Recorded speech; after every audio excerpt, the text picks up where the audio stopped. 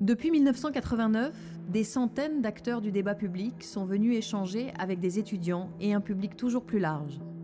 Année après année, tous ceux qui ont participé à la Cité de la Réussite ont modestement essayé d'apporter leur pierre au débat citoyen.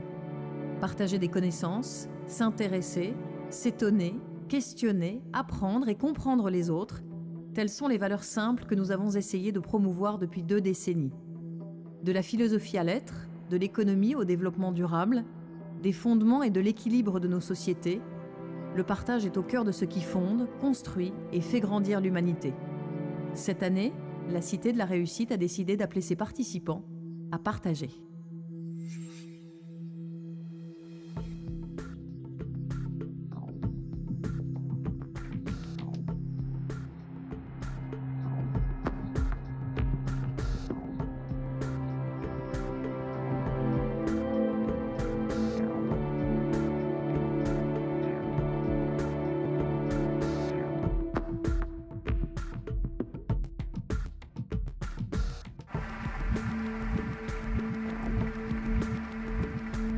Et bâtir quelque chose ensemble.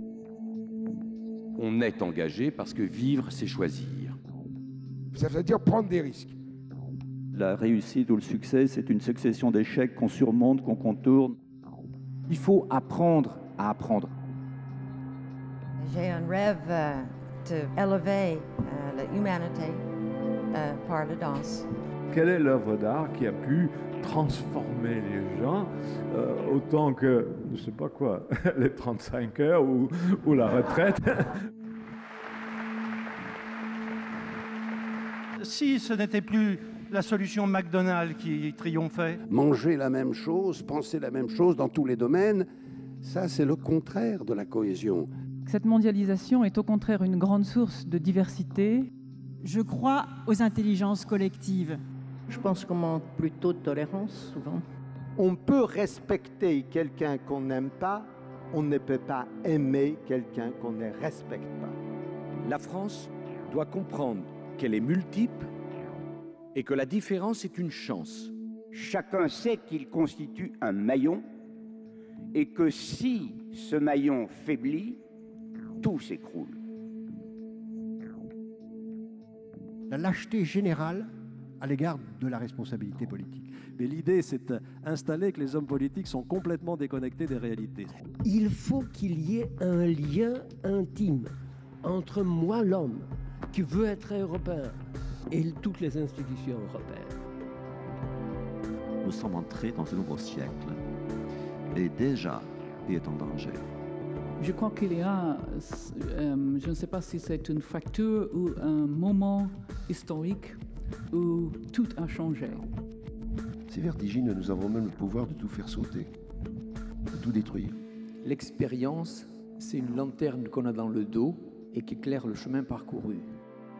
L'avenir va être absolument passionnant.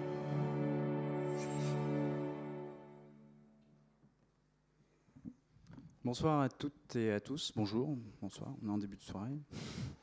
Bienvenue donc dans l'amphi Michelet de la Sorbonne, où nous allons parler de l'avenir passionnant de la mobilité, des transports. On va essayer de savoir comment on va se déplacer demain, en ville, hors des villes, en France et un peu partout dans le monde. On va essayer de regarder ce qui se passe.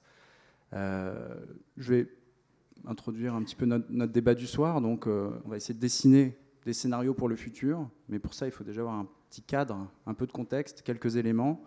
Je vais vous parler des 3 grandes révolutions qui sont en cours et qui impactent la mobilité et la façon dont on se déplace aujourd'hui. La première, c'est évidemment celle de l'urbanisation, qui est un phénomène mondial. Vous savez qu'il y a plus d'un humain sur 2 aujourd'hui qui vit en ville. En 2050, quand on sera 9 milliards normalement, ce sera 2 tiers des humains qui vivront en ville. En Europe, rien qu'en Europe, on sera 80% à vivre dans des zones urbaines. Donc voilà, il y a ce phénomène-là qui soulève plein de défis, qui soulève le défi de répondre par le transport collectif à l'engorgement, qui soulève la question de quelle place pour la voiture dans une ville et dans un milieu urbain. Est-ce que la voiture individuelle, la voiture familiale, la voiture partagée, qu'est-ce qui va se passer pour la voiture? Plein de questions comme ça auxquelles on va répondre. La deuxième grande révolution, c'est celle du temps. C'est celle de l'accélération du temps, plus exactement. Vous le savez, on a la Sainte Trinité, métro, boulot, dodo, c'est un petit peu fini. Aujourd'hui, on a de plus en plus de temps libre. C'est un paradoxe. On a de plus en plus de temps libre et pourtant, on a de plus en plus l'impression de disposer de moins de temps. On a l'impression d'être débordé tout le temps. Et pourtant, on a du temps libre. On passe deux tiers de notre temps éveillé, pas au travail, dans d'autres activités que le travail. Ça aussi, ça a un impact évidemment sur la mobilité, sur la façon dont il faut répondre aux nouvelles habitudes des Français et des gens en particulier. L'autre révolution, c'est la révolution numérique. Vous savez qu'aujourd'hui, il y a une application pour tout. C'est un petit peu la fin du hasard. Maintenant, on ne peut plus trop se perdre. On ne demande plus tellement son chemin. Un touriste ne demande plus son chemin à un Parisien. Désormais, il a son appli qui lui dit où il faut aller. On a des sociétés dont la mobilité n'était pas le cœur de business qui maintenant proposent des services en matière de mobilité. Évidemment, le bon exemple, c'est Google. Google Maps, Google Earth, voilà, bientôt la Google Car, on en reparlera aussi sûrement. Mais même en France, des sociétés comme Casino ou même Ikea réfléchissent à une offre de services pour faciliter le transport de leurs clients. Il y a aussi évidemment cette tendance à l'ubiquité. On a tous envie d'être un peu partout en même temps.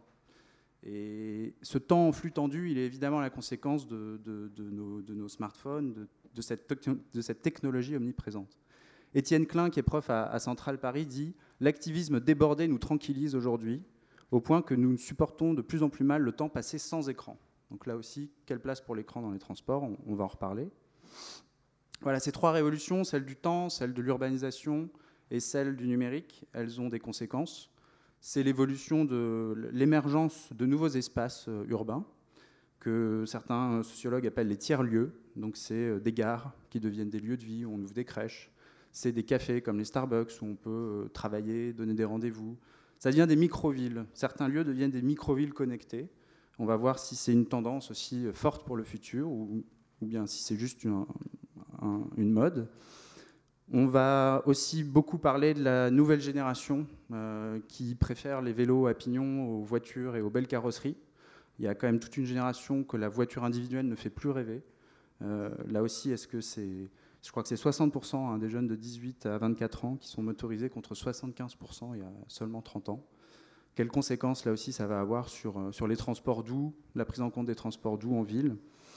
On va en parler avec nos deux invités de ce soir. À ma gauche, Jean-Pierre Farandou, qui a passé plus de 20 ans à la SNCF. Il a notamment participé au lancement du TGV Paris-Lille. Il a été directeur du Thalys. Il a été responsable de toute la région lyonnaise, des transports dans toute la région lyonnaise pour la SNCF. Aujourd'hui, il est président du directoire de Keolis. Keolis, c'est un groupe qui est une filiale de la SNCF. En fait, c'est un opérateur privé qui imagine et exploite les réseaux de transport public de voyageurs. Donc, il vous racontera un petit peu Keolis. Mais Keolis a commencé, c'était du bus. Et puis, après, c'était du tram, c'était du car, c'est du métro. Aujourd'hui, c'est de l'autopartage, c'est la prise en compte des transports doux. C'est la fameuse multimodalité dont on reparlera pour que tout le monde sache de quoi il en retourne. Et puis il y a François Bélanger à ma droite. François Bélanger, il est consultant en prospective et en innovation et il dirige Transit City. Donc Transit City, c'est un programme très intéressant, je vous invite à aller sur leur site. Programme de réflexion sur la ville et sur les modes de vie de demain. Donc son idée, c'était de réunir des acteurs, tous les acteurs de la ville qui d'habitude ne se croisent pas, que ce soit des architectes, des historiens de l'art, des sociétés de transport, des personnes qui travaillent dans l'immobilier. Voilà. Et ils travaillent comme ça à la réalisation d'études et à des travaux de prospective pour de grandes entreprises comme Bouygues, PSA, entre autres. Voilà, il a publié plusieurs livres, je ne vais pas vous faire la liste, vous irez sur le site, c'est un site passionnant et extrêmement prospectif. Voilà, donc on va discuter 20 minutes. Je vais poser quelques questions à nos intervenants pour un peu lancer les débats. Ensuite, il y a des personnes d'un panel qui sont des étudiants, qui sont là au premier rang, qui poseront à leur tour quelques questions pendant 20 minutes. Et puis vous aurez évidemment la parole pendant une bonne grosse demi-heure. Je vous demanderai de vous lever à chaque fois que vous posez une question. Voilà, c'est la seule petite contrainte. Vous pouvez vous lever et puis vous présenter. Voilà. Mais vous aurez du temps, donc une bonne demi-heure à la fin de nos débats. Donc peut-être qu'on peut commencer tout de suite avec François Bélanger. Moi, je me disais, c'est peut-être pas mal de parler un petit peu de notre contexte et des ruptures qu'il y a eu ces dernières années. C'est-à-dire, pour comprendre où est-ce qu'on va, il faut déjà savoir où on est. notamment sur la question de l'énergie chère, qui est une des grosses ruptures, et peut-être quelles sont les autres alors, auxquelles... Oui, quand on parle de prospective, c'est vrai qu'aujourd'hui l'input, c'est pas tellement les applications sur le iPhone. À la limite, tout ça, ça va devenir d'une banalité. C'est comme ça va devenir comme l'électricité. C'est un peu quel monde se dessine demain et comment on pense la mobilité. En gros, demain, vous l'avez dit, on sera 9 milliards, pratiquement plus de la moitié en ville. Mais ça veut dire quoi une ville demain? Aujourd'hui, si vous prenez l'Afrique subsaharienne, c'est 800 millions de personnes. En 2050, c'est 1,8 milliard. Donc il y a 1 milliard de nouveaux Africains qui vont arriver d'ici 40 ans, dont plus de la moitié vivront en ville. Alors quand on fait de la prospective urbaine ou transport, c'est vrai que nous, occidentaux, on pense techniques qui ont marché au 19e siècle, qui se sont développées au 20e siècle. On pense aux technologies. Allez, passe un peu de temps à Lagos, vous comprendrez que les réponses que l'Occident a inventées au 19e et au 20e siècle ne vont pas marcher. Allez passer un peu de temps à Manille, allez passer un peu de temps dans son société. On comprend qu'aujourd'hui, il y a un monde qui se dessine qui n'est pas notre monde, qui n'est pas le monde en tout cas qui a été dominé par l'Occident depuis 4 siècles. L'Occident était persuadé d'inventer le monde et à diriger le monde. On sent qu'aujourd'hui, la croissance urbaine, si vous prenez une carte de demain, c'est l'Amérique du Sud, c'est l'Afrique, c'est l'Asie du Sud-Est, c'est Dhaka, c'est Kolkata, c'est un certain nombre de villes. Donc quand on fait de la prospective, c'est vrai que globalement, bon, puis c'est un peu incompréhensible, on est en France, donc on est sur des références et des techniques qui sont aujourd'hui dominées par des imaginaires nord-américains, technophiles et tout ça. On comprend bien que demain, ça ne va plus marcher. Quand on a eu la crise 73, il y avait 3 zones qui consommaient du pétrole. Il y avait l'Europe, les États-Unis et le Japon. Quand il y a la crise de 2008, il n'y a pas 3 zones. C'est le monde entier qui consomme du pétrole. La Chine est devenue le premier marché automobile. Et ce qui est intéressant, c'est qu'on voit aujourd'hui que ça craque de partout. Si on continue sur la Chine est, alors avec des basculements en plus idéologiques qui sont assez drôles. En 70, ils étaient ringards parce qu'ils étaient en vélo, puis nous on était modernes parce qu'on est en voiture. Aujourd'hui, c'est un peu le contraire. Ils sont ringards parce qu'ils veulent des voitures, et puis nous, on serait modernes parce qu'on voudrait des vélos. Bon, voilà, comme ça, vous avez des basculements qui peuvent arriver. Mais globalement, c'est quand même les Chinois ont découvert l'automobile individuelle il y a 10 ans. Depuis 1 an et demi, tout est fait pour limiter la place de l'automobile. À Pékin, donc, il y a un tirage au sort, c'est le vendredi soir. Si vous allez à Pékin, c'est à la télévision, c'est l'équivalent du tirage du loto. Et puis, quand vous êtes candidat à acheter une voiture, vous mettez votre nom, vous avez un numéro, et si vous êtes tiré au sort, vous avez le droit de payer 3 000 € pour acheter la plaque, et après, vous aurez le droit d'acheter votre voiture. Et la même décision d'être prise à Guangzhou. Pourquoi je vous parle de ça? C'est qu'aujourd'hui, on voit à Pékin, je parle de Pékin parce que c'est pour un peu décentrer le débat par rapport à ce qu'on a en général habituellement sur les États-Unis et l'Europe, c'est qu'on voit, donc ils ont découvert l'automobile il y a 10 ans. Aujourd'hui, le 4e périph', ils appellent ça le parking à Pékin, parce qu'il ne bouge plus, tellement il est embouteillé. Pékin est devenu la ville la plus polluée du monde. Et vous voyez aujourd'hui émerger, alors ce n'est pas forcément dans les radars, des tas de solutions alternatives. Et des solutions qui sont parfois des solutions low cost et des solutions que nous, technophiles, on ne voit pas. C'est-à-dire que moi, j'ai beaucoup plus de certitude que l'automobile de demain s'invente éventuellement dans les cases de Dakar, à Dhaka, à Calcutta, elle peut ressembler à des rickshaws, elle peut ressembler à des choses comme ça, qu'au sein de l'automobile à Paris. C'est-à-dire que là, quand on va au sein de l'automobile, ou quand on parle de solutions dont Jean-Pierre, j'imagine, évoquera, on est sur des systèmes relativement riches. Mais aujourd'hui, vous avez quand même les 3/4 de la planète qui ne peuvent pas s'offrir les systèmes sur lesquels nous, on a vécu. On a fait une croissance où il n'y avait pas de problème de matières premières, il y avait beaucoup de matières premières et peu d'hommes. Aujourd'hui, c'est exactement le contraire. Peu de matières premières et beaucoup d'hommes. Donc toute la croissance historique urbaine et transport qu'on a connue depuis 2-3 siècles, elle arrive au taquet aujourd'hui. Bon, et on voit bien que les solutions de la voiture, de l'essence, enfin des solutions énergétiques, on va en reparler tout à l'heure, j'imagine, aujourd'hui vont arriver à un taquet.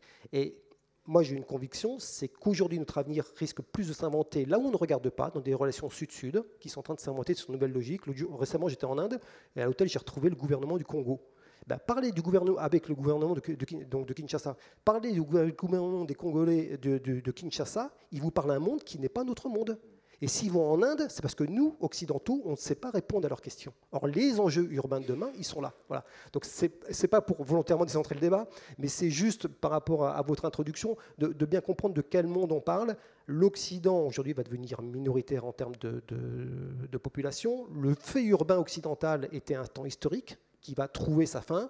Et les villes qui se dessinent de demain, ne sont pas les villes que nous, on a connues.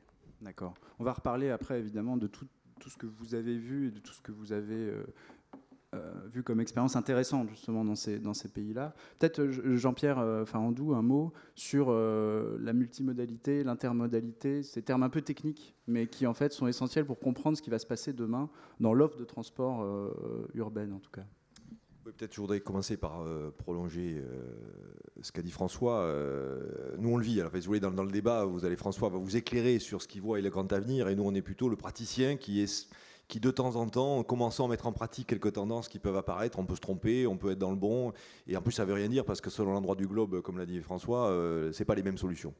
Moi, je trouve que l'histoire de Keolis est assez en ligne avec ce qu'a dit François, puisqu'on a commencé par la France, ça c'est pas original, donc on est vraiment dans les logiques de l'organisation de la mobilité en France, et la multimodalité est une des réponses apportées par la France. C'est simple, hein, au lieu de juxtaposer les modes, il faut être capable de les combiner, parce que quand vous vous déplacez, quand moi je me déplace, on ne prend jamais qu'un seul mode. On marche, on prend le vélo, on prend la voiture, on la gare, on prend un train. Arrivé à la gare d'arrivée, on prend un bus et on finit à pied. Voilà, donc tous nos déplacements sont multimodaux par construction. Hein. C'est du Jourdain qui fait de la prose sans le savoir. Nous sommes tous des déplaceurs multimodaux. Or, la manière dont on est gaulois, donc chacun s'était développé chez lui, dans son petit camp à soi. Quand je dis chacun, c'est à la fois les opérateurs, qui étaient donc spécialisés par mode. La SNCF faisait que du train, les transporteurs urbains faisaient que du bus, les loueurs de voitures louaient des voitures, les vélos, quand ça existait, c'était des assos locales, etc. etc.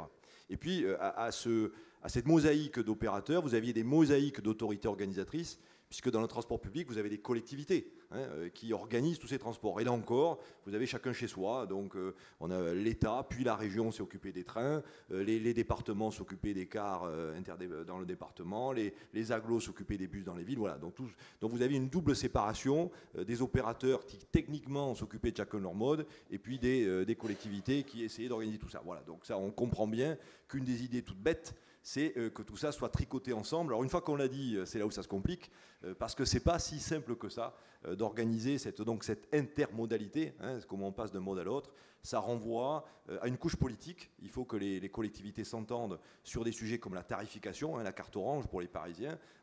Quand vous transposez ça en province, il faut que la région, les départements, les agglos s'entendent sur les tarifs, tout compris, qu'on va proposer donc aux usagers. Il faut que les systèmes qui permettent d'acheter les abonnements, les cartes, là aussi soient coordonnés. On tombe sur des problèmes de normes, voilà, toujours très, très, très compliqués. Et puis qui se partage la recette, hein, bien sûr. On est tous d'accord pour baisser les prix, mais quand le prix global, qu'est-ce que la région va avoir, qu'est-ce que l'agglo va avoir?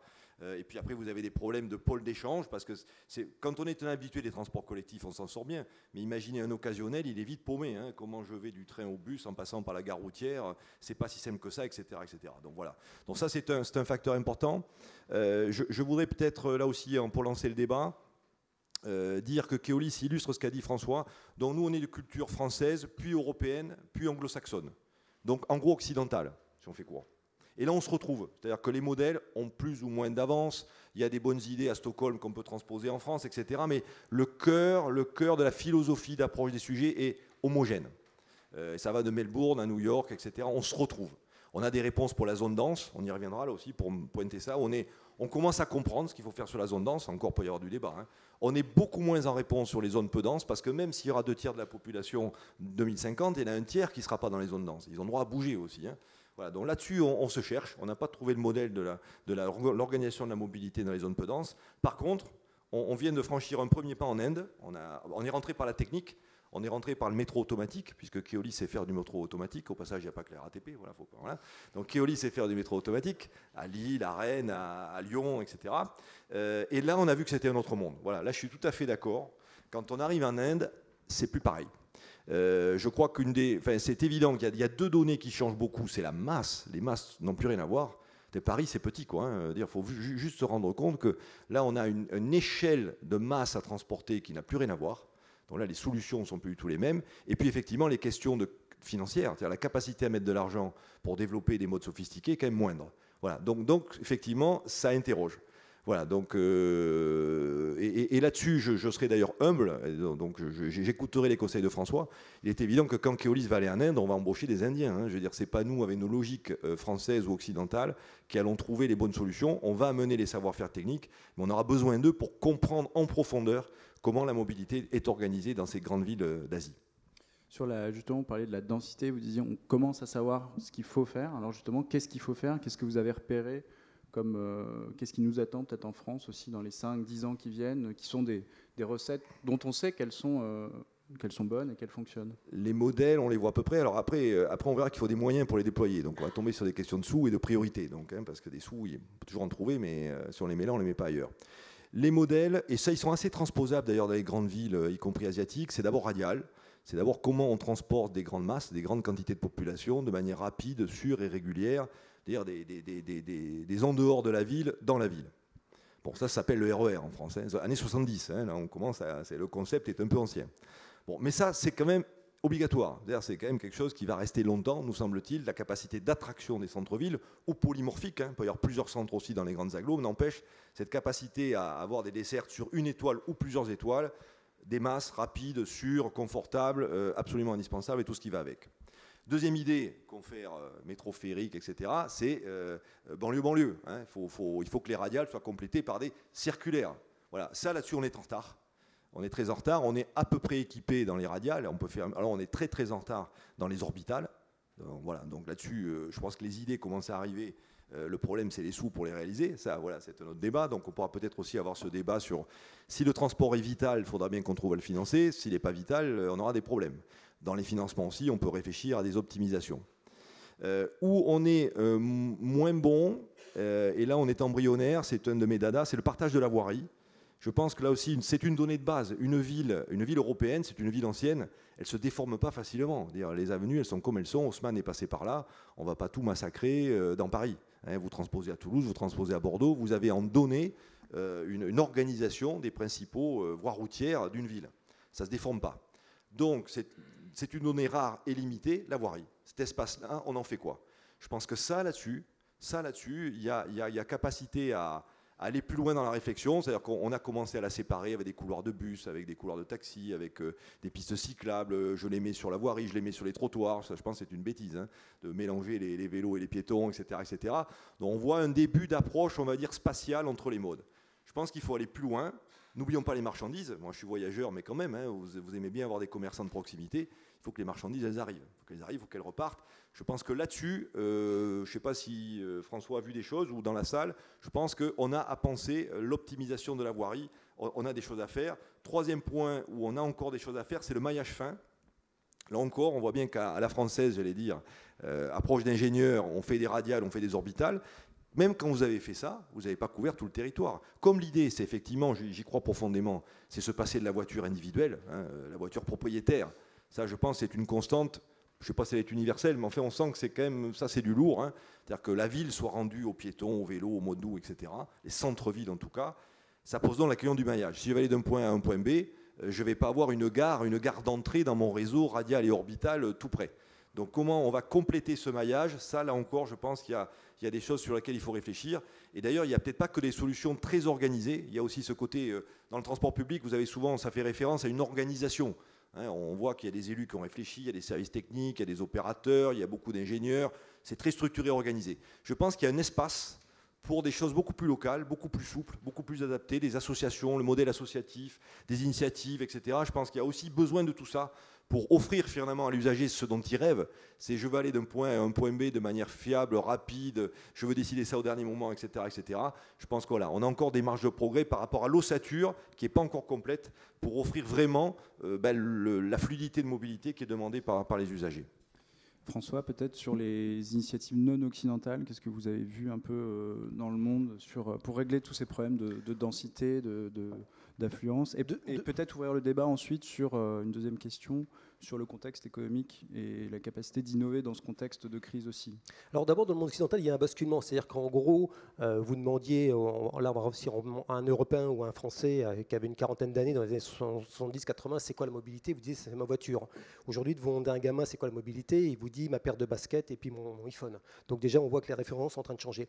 De façon plus générale, on voit aujourd'hui qu'on est en train de basculer d'un monde, on va dire, qui est plutôt un monde américain, qui était sur la voiture individuelle, à un monde qui est plutôt un monde japonais.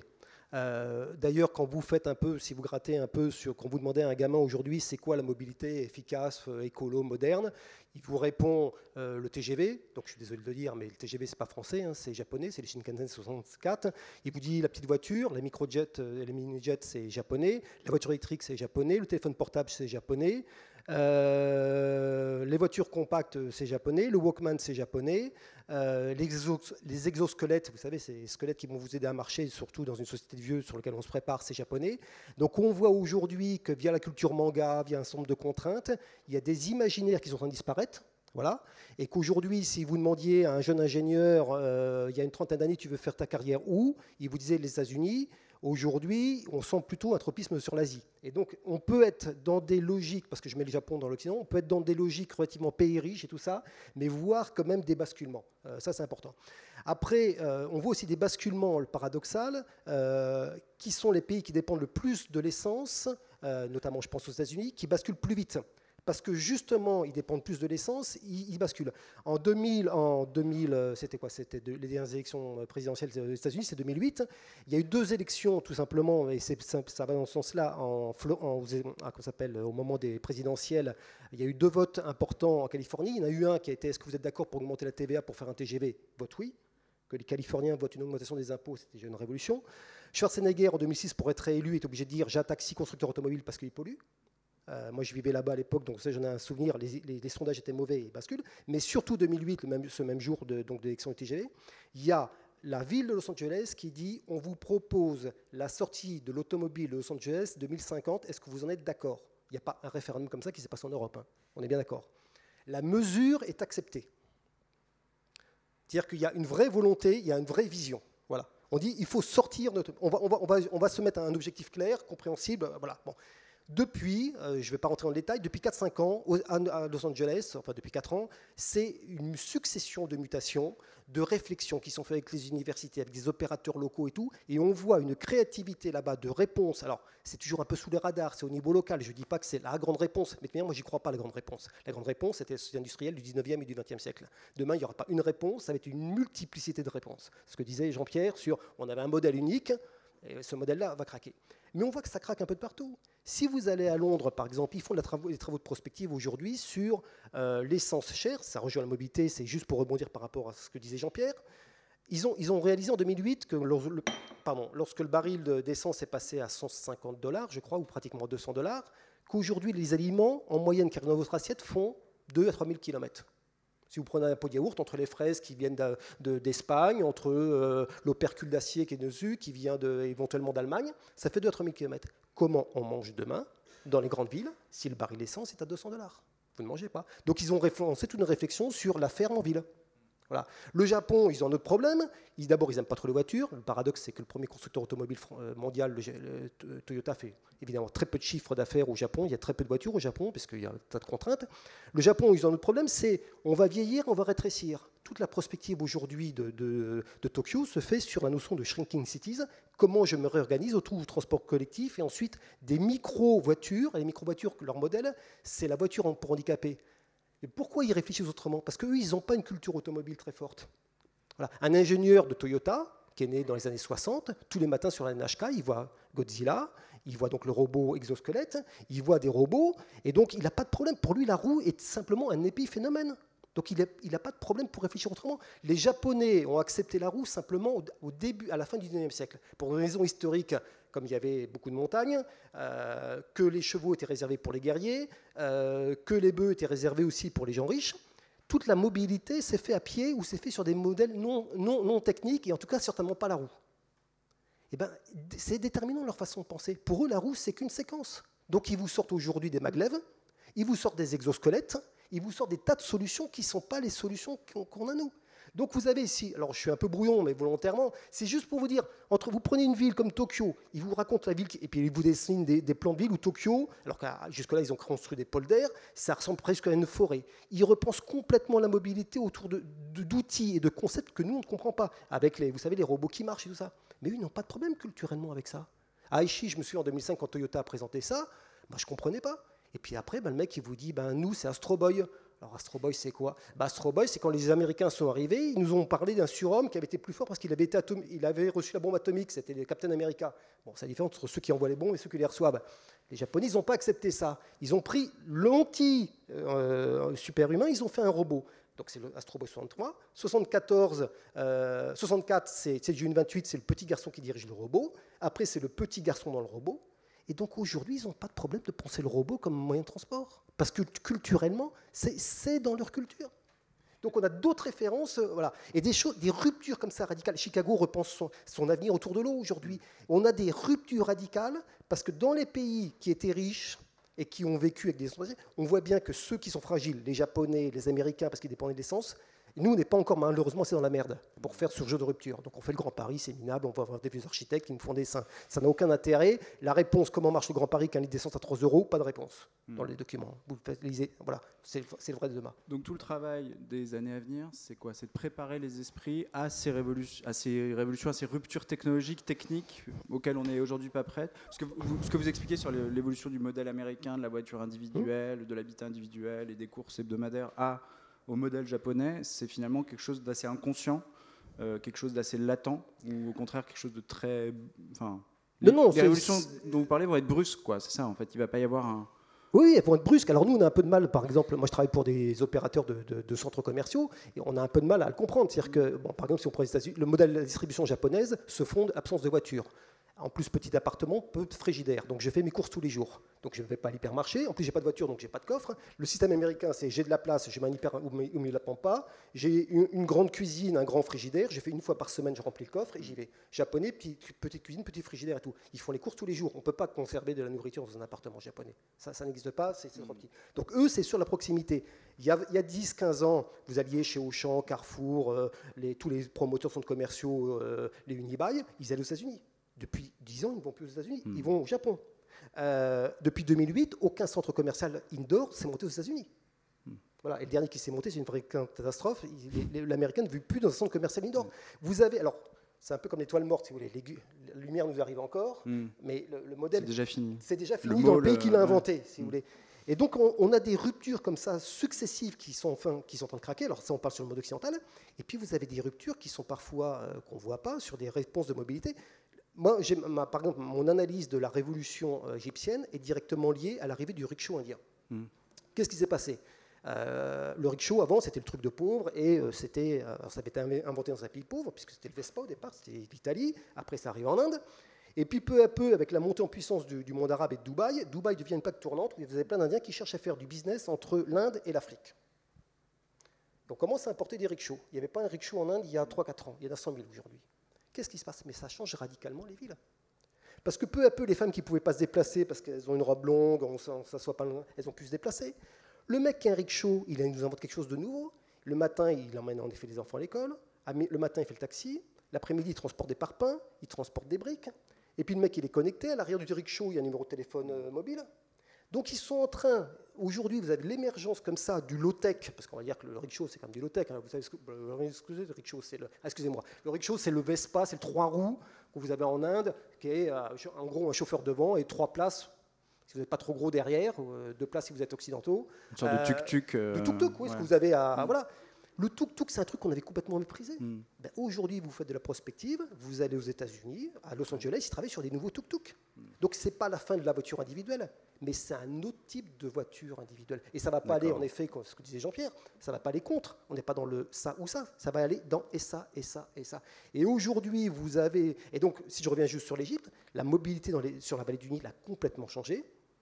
Quand il y a 2 ou 3 ans, on disait ça va quand même changer la sociologie des gens, le téléphone portable, les gens peuvent se déplacer. Comme par hasard, vous avez une révolution arabe peu de temps après. C'est-à-dire qu'il y a quand même des choses aujourd'hui qui fait que quand on commence à pouvoir se déplacer plus facilement, que les femmes peuvent commencer à se déplacer. Et aujourd'hui, si vous allez en Afrique, le marché le plus croissant, ce n'est pas le marché de la bagnole. En plus, les Africains ne veulent pas de nos bagnoles parce qu'ils ne peuvent pas les réparer après, c'est l'enfer. C'est les tuk-tuk qui arrivent d'Inde et les tuk-tuk qui sont en train d'arriver de Chine. Là, les Chinois et les Indiens sont en train d'inventer une nouvelle réponse. Low-tech, pas beaucoup d'essence, ça se répare tout seul. Enfin, c'est des trucs de bricolo. Mais c'est complètement en émergence avec les nouveaux imaginaires des gamins aujourd'hui. Je veux pas de voiture, je veux bricoler mon truc moi-même. Donc vous avez comme ça, si vous voulez, des cycles et des inventions qui sont en train de complètement bouleverser nos schémas mentaux, nos schémas industriels, nos réponses produits, nos réponses de l'innovation. Alors, justement, Jean-Pierre, qu'est-ce que Keolis met en place? Je sais que vous mettez en place des... Quand vous dites tout à l'heure, il faut inciter les gens à prendre plusieurs transports, à peut-être laisser leur voiture dans un parking et monter dans un tramway. Quel travail on fait d'expérience, est-ce qu'il faut proposer des services, qu'est-ce que vous inventez comme solution pour inciter les gens à des déplacements plus durables, et plus mobiles et plus intermodaux? Alors, je vais donner un exemple et puis je vais relancer aussi ce qu'a dit François. C'est l'intérêt du débat, c'est qu'on rebondisse les uns sur les autres. Alors d'abord, ce qu'on voudrait dire en étant un peu pompeux, c'est... là encore, il faut reprendre l'exemple vous l'avez dit dans votre introduction, comment l'entreprise a évolué. L'entreprise, elle évolue en fonction de son environnement. Elle essaie même d'anticiper. Si elle n'est pas trop mauvaise, elle essaie d'avoir un petit coup d'avance. On a eu toute la séquence des modes. Comme on l'a dit, il y a 20 ans en arrière, on faisait des bus parce que voilà, il y avait des bus. Après, les métros sont arrivés assez tôt d'ailleurs dans ce pays. À Lyon, on a ouvert le premier métro automatique déjà dans les années 70. Donc le métro a commencé à arriver. À Paris, bien sûr, il était déjà là. En automatique, c'est quand même un peu plus récent. Puis les tramways, retour des tramways. Donc ça y est, on a les modes de base, les bus, les tramways, les métros et toutes leurs variantes. Ça, c'est acquis. Phase suivante, relativement récente quand même, c'est une dizaine d'années, c'est donc la multimodalité, comment on combine tout ça. En rajoutant le stationnement, parce que comme on l'a dit, durablement dans ce pays, il y a quand même des zones rurales ou des zones périurbaines où c'est un peu compliqué de se passer complètement de la voiture. Le tout, c'est convaincre les gens de la laisser très vite dans un parking pour se connecter dans un système de réseau de transport collectif. Voilà, donc il ne faut pas qu'ils continuent en voiture, il faut vite les inciter à laisser leur voiture. Donc je pense que la politique de parking et tout ce qui peut aller avec est aussi importante. La phase suivante, alors là on est vraiment embryonnaire et des gens comme François, ils peuvent bien sûr nous aider à progresser, c'est comprendre que le transport, c'est pas une fin en soi. En fait, rares sont les gens, c'est pas un service premier le transport. Vous prenez pas le transport pour le transport, vous prenez le transport pour réaliser une fin. Aller au travail, aller au cinéma, etc. etc. Donc ça, il y a quelques personnes qui prennent le transport, qui vont voyager toute la journée sur une ligne pour le plaisir de découvrir la ligne, mais ils sont quand même assez rares. Ouais, ça peut exister, mais c'est rare. Bon, alors là, et récemment, on a eu un exemple qui était intéressant. Alors, c'est une espèce de prototype, mais qui fait réfléchir. On est dans une zone périurbaine, dans une ville moyenne. Vous avez une ligne de bus qui relie le centre-ville à une zone périurbaine, vous savez, moitié zone d'activité, des zones un peu curieuses, un peu comme ça. Et vous avez un parking relais, donc c'est bien foutu sur le papier. Là, les élus, ils ont bien travaillé, ils ont une ligne de bus, il y a un parking relais, la ligne ne marche pas du tout. Vraie catastrophe, pourquoi? Parce que les gens, quand ils arrivent en voiture à la hauteur du parking relais, ils continuent. C'est une ville moyenne, il n'y a pas encore tant de bouchons que ça, on continue. Donc zut, le flop total. Bon. Et là, il y en a un qui a une bonne idée, peu importe d'où elle vient, on va tenter quelque chose. Alors ce quelque chose, ça consiste à mettre un cabanon et une personne. Déjà, on humanise, c'est-à-dire que la notion de service est important. C'est le paradoxe du monde moderne, il y a des outils de mobilité, d'aide à la mobilité partout. De temps en temps, on aime bien voir des gens. Ça fait quand même du bien de voir des gens. Donc là, on met une cabane, à peu près propre, avec une personne. Première idée. Deuxième idée, alors là, c'est du marketing des transports au marketing de l'usage. Comme on est en zone périurbaine, il y a une grande distribution qui n'est pas très loin, ça va souvent avec. Et là, vous savez, on peut commander sur Internet et comment je fais pour récupérer. Mais là, on a dit, c'est simple, cette grande surface, elle va apporter les courses dans le cabanon. Comme il y a un cabanon avec une personne, c'est safe, il n'y a pas de problème. Et le soir, quand vous allez rentrer par votre ligne de bus du centre-ville, en récupérant votre voiture, vous récupérez vos courses. Dès qu'on a fait ça, le parking, il a fait ça, et la ligne de bus, elle a fait ça. Alors, 20, 30, 40 personnes, mais quand même. C'est-à-dire que le fait d'avoir compris qu'il y avait un usage, un méta-usage qu'on pouvait servir en incluant une réponse transport collectif, ça a fait déclencher l'usage du transport collectif. Donc ça, je pense que le défi qu'on a, nous, opérateurs du transport collectif, c'est ça, c'est se dire bien comprendre le vrai besoin fondamental de l'usager et comment, dans une chaîne globale de services, on va mettre du transport collectif en réponse à ce besoin. Voilà, ça, je crois que c'est intéressant. Deuxièmement, je voulais donc rebondir aussi sur l'exemple qu'a donné François, qui est intéressant parce qu'il donne des exemples culturels. Et je pense qu'il y a une dimension culturelle dans cette affaire-là. C'est-à-dire que la mobilité, elle est quelque part universelle, mais quelque part culturelle. Alors, il y a le modèle américain, on l'a bien compris, il suffit d'être allé aux États-Unis, c'est la voiture, accueil dominant, les grands espaces, il faut la voiture, etc., etc. Bon, de notre côté, le modèle le plus abouti de la densité, c'est le Japon, à coup sûr, un pays de montagne, il n'y a pas beaucoup d'espace, des villes hyper denses, grosse population, voilà. Je pense que moi, le modèle européen sera quelque part au milieu. Parce qu'une des différences culturelles, c'est une notion de liberté. C'est-à-dire le japonais, je pense, accepte une culture très, très organisée, où la vie privée des gens est quand même prise en charge. C'est-à-dire quand vous allez au Japon, moi, je rêverais de faire le métier que je fais au Japon, c'est un très très beau métier. Parce qu'en fait, les transporteurs japonais vous prennent en charge du matin au soir. C'est-à-dire, dès que vous vous levez, vous rentrez dans leur monde, Et là, on s'occupe de tout. Vous allez trouver bien sûr toute la distribution de proximité dans les gares, on vous vend des loisirs, on vous vend des crèches, on vous vend des vacances, voilà. Vous avez même des cartes de paiement bien sûr qui sont, en fait, les compagnies de transport sont devenues des banques. Donc on vous prend votre argent, on s'en occupe bien évidemment. Voilà. Donc c'est un modèle où vous êtes complètement absorbé par les compagnies de transport. Moi il y a 2-3 ans j'étais au Japon, ils m'expliquaient que leur business model, on va dire l'homologue de la SNCF pour faire court, Japan Rail East, c'est la moitié le transport en termes de chiffre d'affaires. Un tiers c'est les centres commerciaux et le reste c'est la banque, c'est les revenus de la banque. Et ça se déforme. C'est-à-dire que les revenus de la banque et les revenus des centres commerciaux prennent de plus en plus d'importance. C'est en chiffre d'affaires, imaginez en marge. La marge, elle se fait là, dans ces activités de commerce et de banque. Voilà. Donc ces modèles-là, très très organisés, je pense qu'en Europe, d'une manière générale, il y a une réticence du citoyen quand même. Le citoyen, il n'aime pas trop se faire prendre en charge. Donc je pense qu'on aura trouvé un modèle semi-organisé, avec une place de liberté suffisante, avec une gouvernance des citoyens d'ailleurs plus active. Je pense que cet axe-là aussi de comment le citoyen et ses représentants se retrouvent dans ces organisations de la mobilité est aussi quelque chose qui sera spécifique. Alors après, on a les modèles africains ou Amérique du Sud qui seront aussi à définir, mais je voulais aussi pointer ce débat de quelle dose d'organisation, quelle dose de prise en charge de l'individu. Les réponses seront trouvées pays par pays. On reparlera bien sûr plus tard de la façon dont on peut justement associer les usagers, peut-être justement à la conception aussi des solutions de transport et de mobilité. Je crois que François voulait réagir et après on donnera la parole à notre panel. Je voulais réagir parce qu'on va être à la conjonction de ce qu'on raconte tous les deux. Moi j'avais accompagné Carrefour il y a quelques années quand ils sont arrivés en Chine et évidemment ils ont commencé à monter des hypermarchés.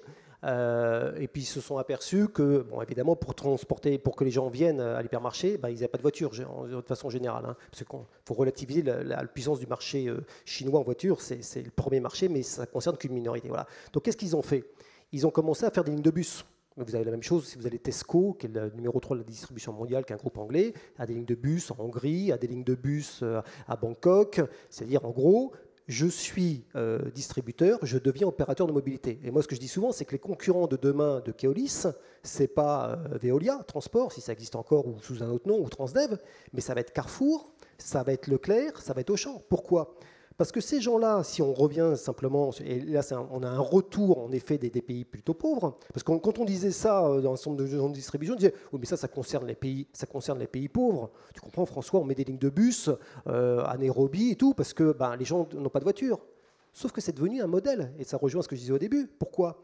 Parce que en gros, qu'est-ce qui s'est passé en 1973 ? Les grandes distributions qui s'étaient mis un peu n'importe où s'aperçoivent que le prix de l'essence augmente, panique. Ils deviennent distributeurs d'essence. C'est là que commence la grande distribution. Aujourd'hui, 30 ans après, 62% de l'essence vendue en France est vendue par la grande distribution. Donc vous avez des épiciers, parce que je mets Auchan tout ça dans les épiciers, sont venus des pétroliers. Et de l'autre côté, quand vous faites le bilan comptable d'une station Total, et ça rejoint ce que tu disais Jean-Pierre, une station Total sur autoroute gagne de la marge sur le sandwich, sur le textile, sur les chaussettes, sur n'importe quoi, et absolument pas sur l'essence. Voilà. Donc on a un croisement. Vous avez des pétroliers qui sont devenus des épiciers, et puis des épiciers qui sont devenus des pétroliers. Sauf qu'aujourd'hui, cette histoire-là, elle est finie, parce que chez Carrefour, chez Auchan, on sait que l'essence pas chère, c'est une histoire finie.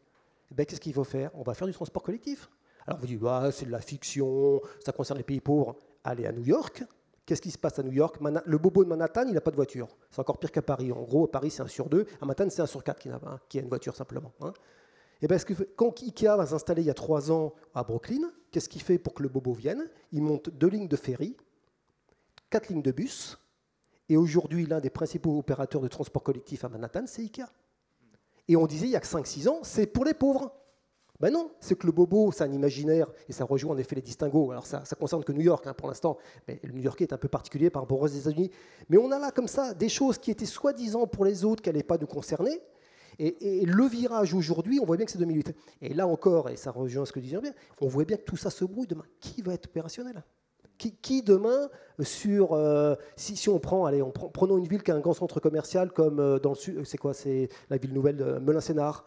Est-ce que c'est Unibail avec son centre commercial ou est-ce qui va être opérateur ? Qui va faire ? Je vous rappelle juste que la seule innovation, je suis désolé de te dire ça Jean-Pierre, la seule innovation transport un peu forte qui a été faite depuis 5 ou 6 ans en France, c'est pas un opérateur de transport qui l'a fait, c'est Deco avec les Vélib. Que ça ne soit pas la SNCF, ni Veolia, ni un opérateur traditionnel qui récupère Autolib, ça prouve bien que les logiciels traditionnels, Je ne dis pas que l'offre était mauvaise, je ne la connais pas, donc et puis je n'ai pas travaillé avec la SNCF là-dessus, ni avec Veolia, donc je n'ai pas de problème là-dessus. Mais on voit bien qu'aujourd'hui, l'innovation, pourquoi? Parce que le problème de Decaux, c'est l'affichage. L'affichage, c'est les gens qui bougent. Et donc, c'est comment je facilite la mobilité. C'est exactement le même schéma qu'avait fait Michelin au début du siècle.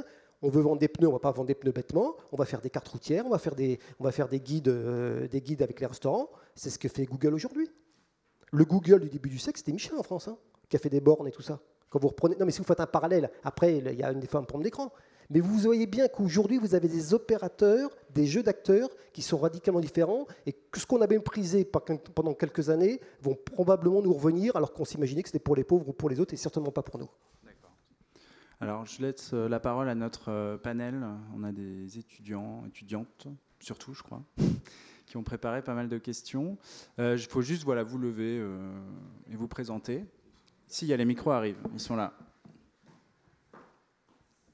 Bonjour, Julie Champion, donc l'Université de Versailles-Saint-Quentin.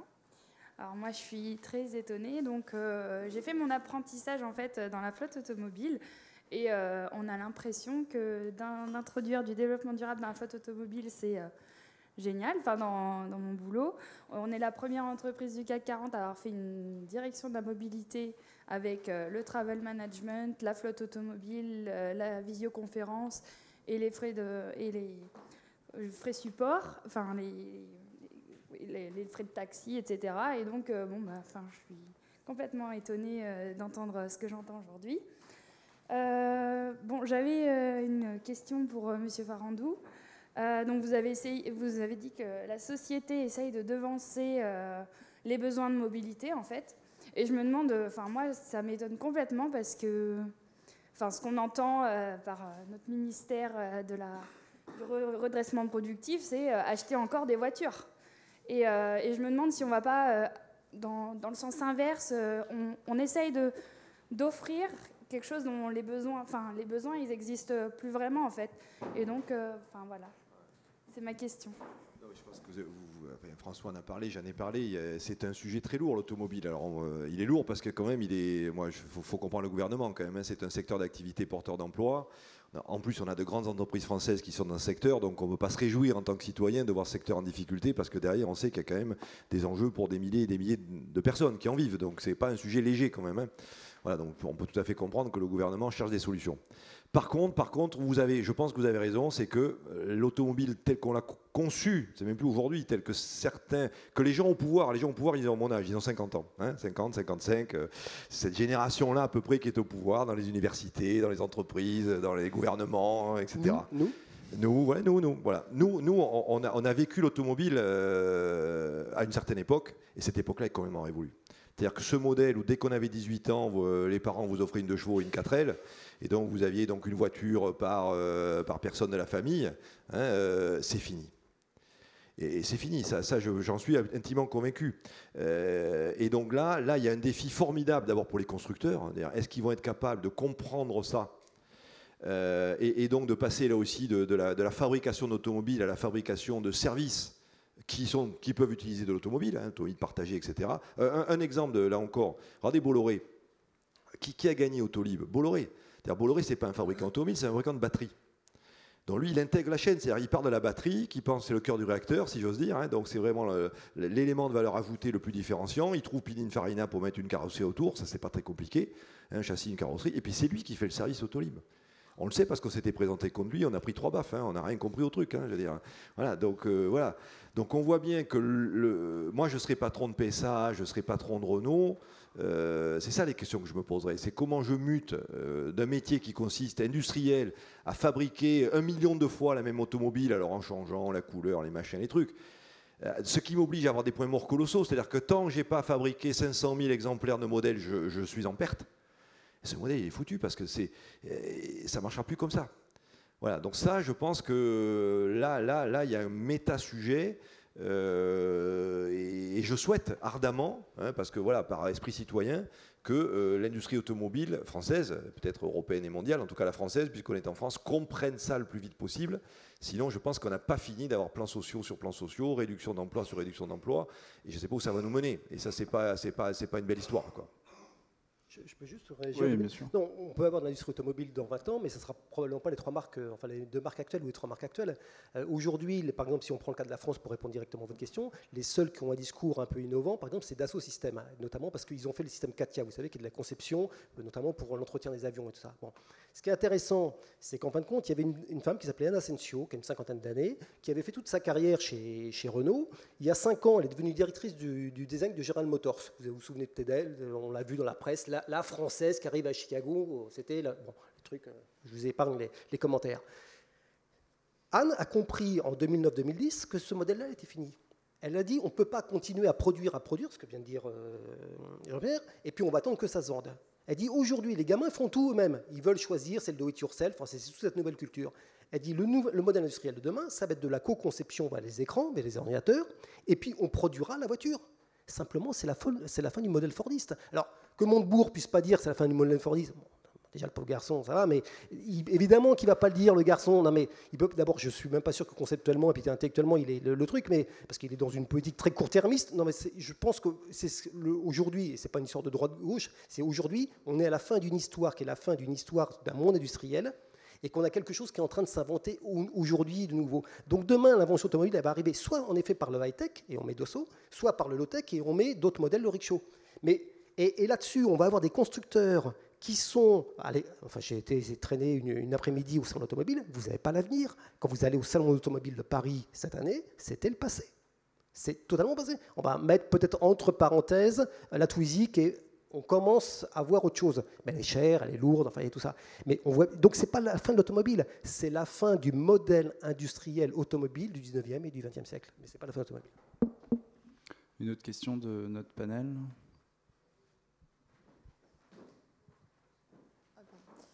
Sophie, je suis étudiante en école de commerce et je travaille chez Safran. Donc j'ai été assez étonnée en fait que vous ayez absolument pas parlé de l'avion, donc c'est pour ça que de l'avion. Donc vous vous introduisez avec Dassault Systèmes, donc je saute sur l'occasion. Parce qu'en fait, c'est vrai que tout ce qu'au niveau voiture, je suis d'accord qu'il y a plein de choses alternatives, mais aujourd'hui l'avion, même moi qui aime bien prendre mes baskets, il y a des limites. Donc voilà, je voulais savoir un petit peu, c'est à peu près la seule industrie fortement portée par le gouvernement français qui fonctionne quand même, et qui a une croissance énorme, sur laquelle on ne se pose absolument pas de questions sur son futur. Disons que les prévisions sont quand même mirobolantes, et je suis assez étonnée qu'il n'y ait pas tant de réflexion, si ce n'est l'avion un petit peu plus électrique, etc. Et j'ai une deuxième question, du coup, quand même, parce que vous dites que c'est soit du soft technologique, soit du hard technologique, je ne sais plus comment vous l'appelez. Pour la voiture, oui. Oui, mais même pour tout ce qui est mobilité, avec les téléphones, les services, etc. Moi, j'avais une question aussi, c'était sur le fait qu'il y a de plus en plus d'échanges, que ce soit virtuel ou pas. Et on ne se pose pas forcément la question... on va dire, à ce qu'il y a en dessous, sous le tapis, si je puis dire, tout ce qui est antennes, etc., pour la multiplication des antennes relais, on en parle, mais pas tellement. Et on découple souvent deux choses, quoi, les applis et les antennes qui, on ne sait même pas trop ce que ça va faire, quoi. Voilà. Alors, je vais répondre rapidement sur deux. Sur l'avion, en effet, moi je travaille pour Airbus, donc je vais vous répondre.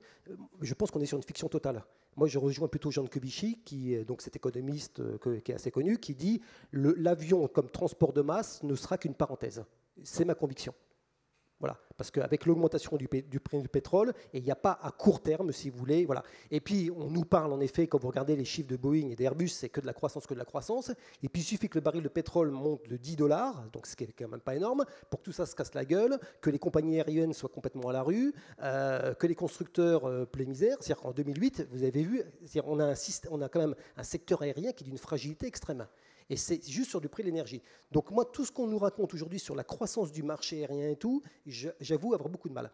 Alors après, il y a quand même eu des réflexions. Il y a la Commission européenne qui avait dit, on peut se fixer par exemple sur l'intra-européen, qu'en 2050, parce que comme on n'a pas de solution alternative, ça soit le train qui est une impératif que sur les moyens et courts courriers, enfin les moins de 3 heures, on interdise en Union européenne les courts courriers et les moyens courriers. Ça a été des scénarios développés par la Commission européenne. Bon, alors ensuite, pour des raisons de soutien à l'industrie, on a effacé le scénario, on l'a oublié, mais il y a eu des scénarios comme ça, et l'idée c'était un maillage TGV très puissant en Europe, qui est une alternative sur les moyens et courts courriers. Donc moi je vous rejoins, je n'ai pas de réponse là-dessus sur l'aérien, mais il y a aussi probablement des choses qui peuvent réapparaître. Souvenez-vous, en 1974, ce qui est moderne c'est le Concorde et ce qui est ringard c'est le France. En 2004, ce qui est ringard c'est le Concorde qu'on met à la casse. Et par contre la France se gargarise de faire le plus gros paquebot, c'est le Queen Mary 2. Donc là encore même basculement que sur le vélo et la voiture. Hein. En 30 ans, le paquebot c'est ringard, le supersonique c'est moderne dans les années 70, 40 ans après c'est le contraire. Voilà. Et on voit bien aujourd'hui, si vous voulez, que le paquebot aujourd'hui est utilisé surtout pour des croisières, il marche très très bien. On voit aujourd'hui réapparaître des liaisons fluviales et des liaisons maritimes. On peut très bien imaginer qu'à 2040-2050, avec un prix de l'essence très très cher, on voit réapparaître comme ça des modèles qu'on avait oubliés. Alors, non mais on peut être dubitatif. Dites simplement, il y a 30 ans, la Chine sera le premier marché automobile. On n'y croyait pas une seule. C'est-à-dire qu'on va avoir des basculements. Moi, je suis sûr que dans les années qui viennent, on va avoir des choses, des basculements, qui seront des résurgences de ce qui s'est passé avant, mais pas sous la même forme, mais qui seront des réinventions. Bon, qu'est-ce qui nous dit pourquoi aujourd'hui, par exemple, vous prenez l'avion pour aller passer un week-end à Barcelone, vous prenez l'avion et puis vous prenez un hôtel. Mais qu'est-ce qui vous dit que demain, vous ne quitterez pas le Bourget, vous prenez un dirigeable, vous vous réveillez le matin, vous prenez votre petit déjeuner au-dessus des Pyrénées, vous vous posez, donc ça fait l'hôtel, le dirigeable, c'est des scénarios sur lesquels on a travaillé chez Airbus, des scénarios dirigeables qui ont été développés. Vous arrivez, vous n'avez pas d'avion, vous avez passé un week-end à Barcelone, vous revenez en dirigeable le dimanche soir. Non mais, aujourd'hui, on est conditionné, c'est comme la distribution, c'est comme des choses... Mais tout ça, c'est des histoires récentes. L'hypermarché, il a 50 ans. Donc il n'y a pas de fatalité. Voilà. Ça, c'est la première. La vitesse n'est pas un obstacle. Sur une remise en cause. Si vous valorisez le temps, et pour rebondir sur votre introduction, si vous valorisez, le problème, ce n'est pas la course du temps, c'est si ça peut être du temps valorisé, extrêmement agréable. Aujourd'hui, alors c'est vrai, mais peut-être que Jean-Pierre rebondira là-dessus. Qu'est-ce qui dit que le train de nuit, si le train de nuit, il y avait une douche, mais ça pourrait très bien marcher. On pourrait soulager les stations de ski de milliers de voitures si on prend la caricature. Il y a des tas de choses. Simplement, il faut réinventer le business model. Qu'on ne sait pas faire sur le train de nuit. Voilà, il y a de la qualité. Ça, c'était sur l'avion. Et la deuxième question, c'était...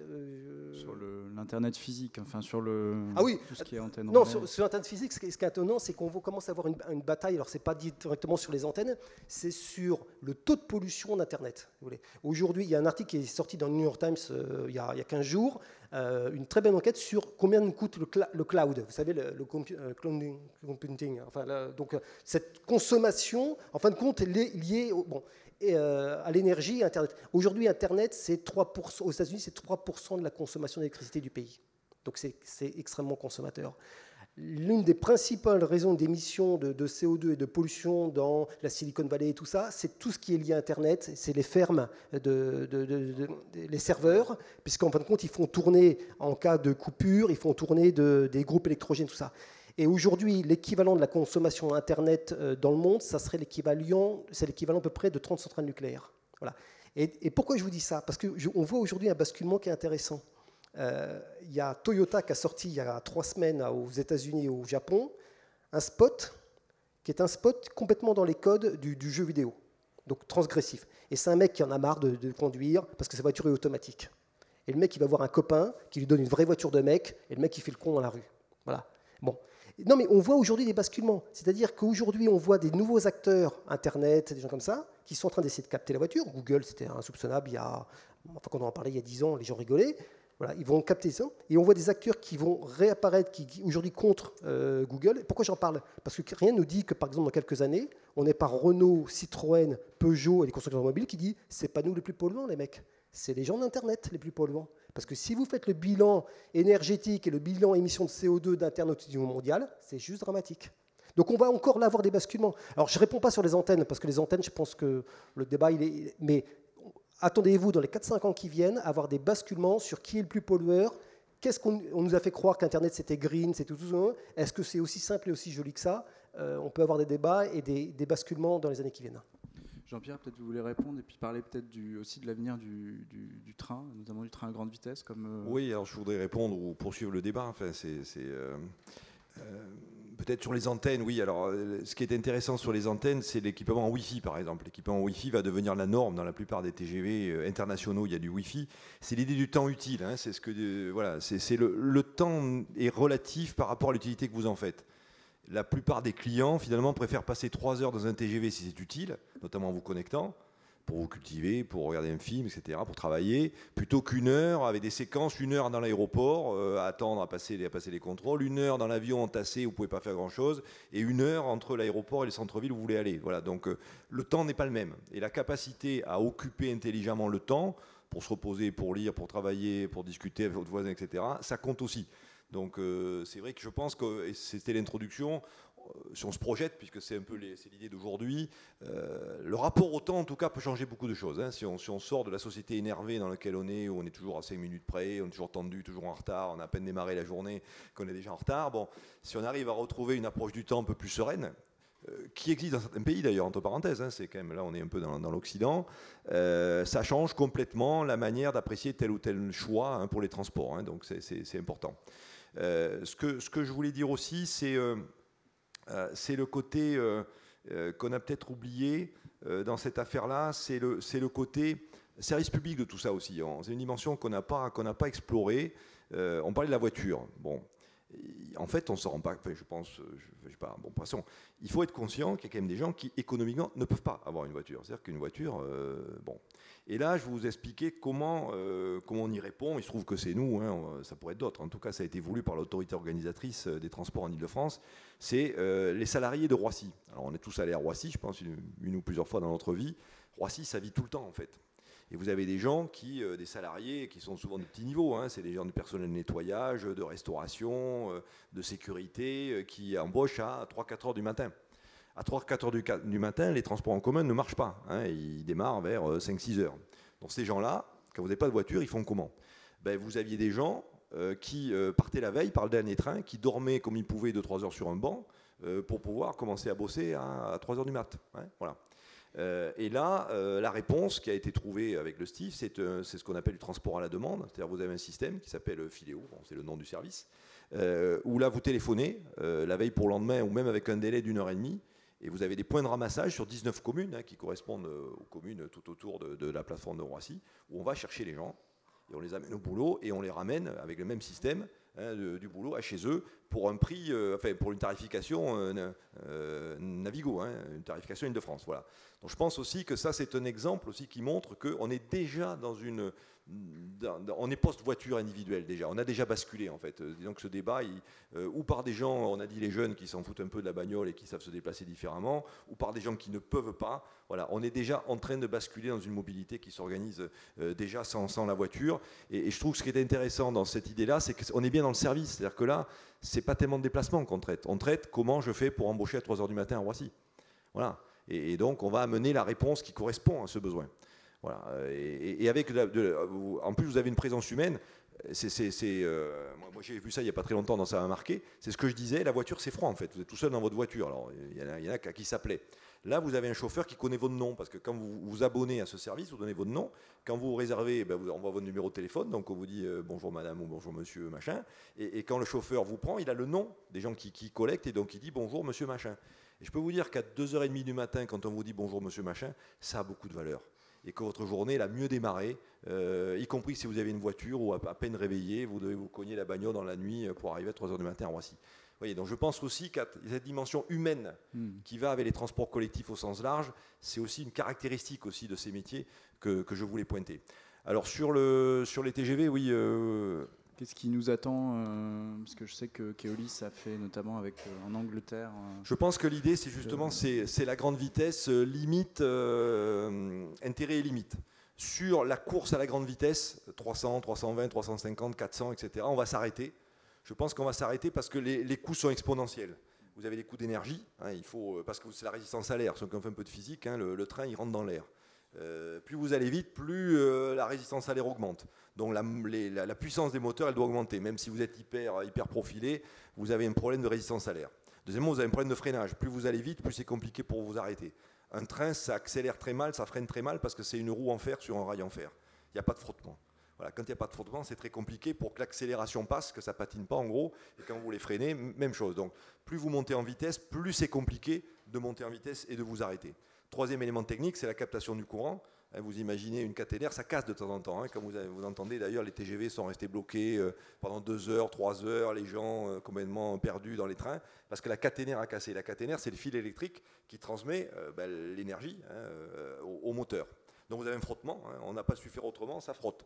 Mais quand plus vous allez vite, plus c'est compliqué le frottement. Parce que pour frotter, il faut que vous appuyez. Si vous appuyez pas, ça s'écarte. Si ça s'écarte, ça fait un arc.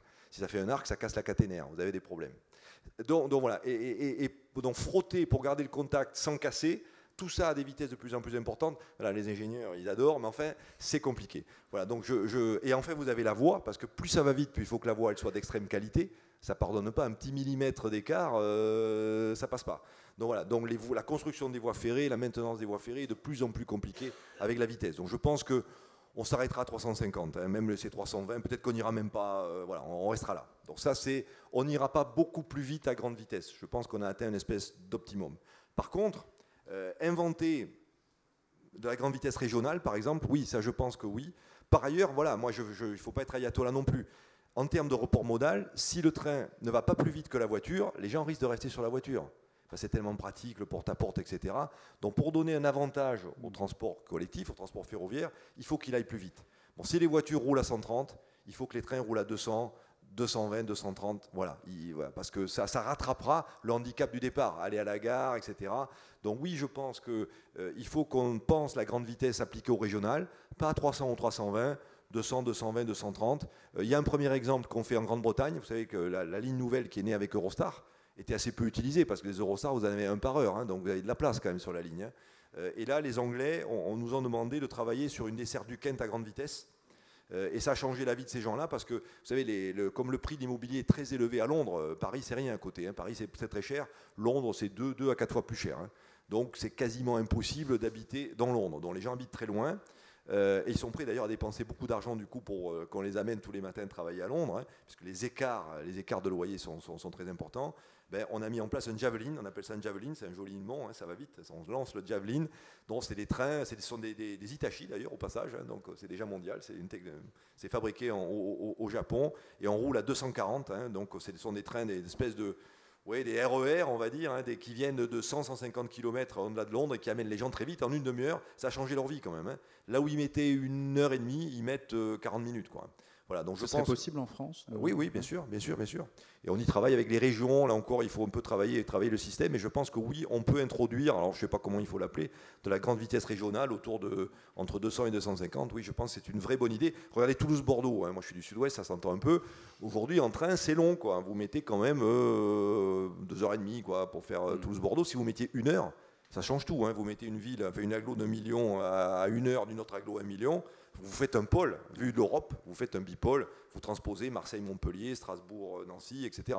D'ailleurs, la France se prêterait assez bien à des duopôles comme ça, avec des relations de TGV régionaux, des TGV régionaux avec des dessertes en 1 heure de temps.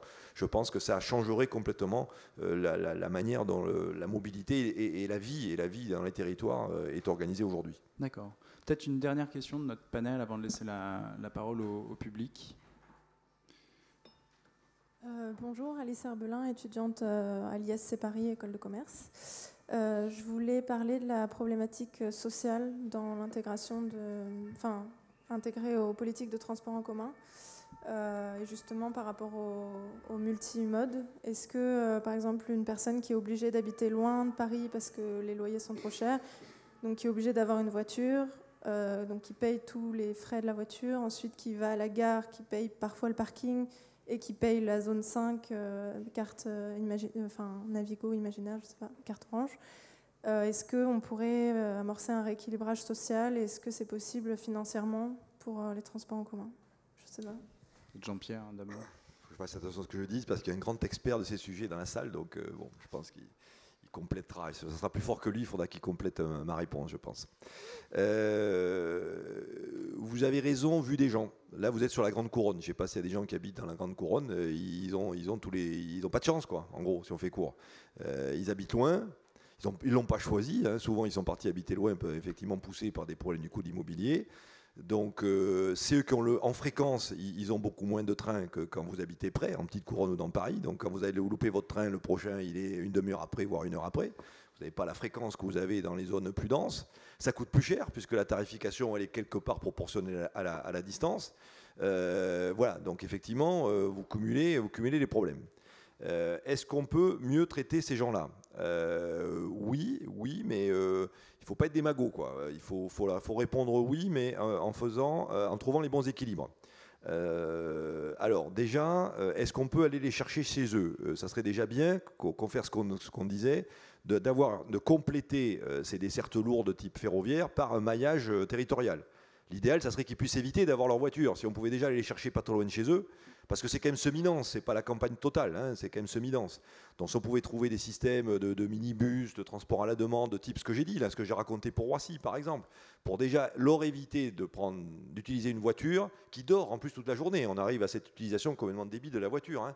La voiture, elle va dormir 10 ou 12 heures au parking. Hein, je veux dire, c'est quand même pas très brillant.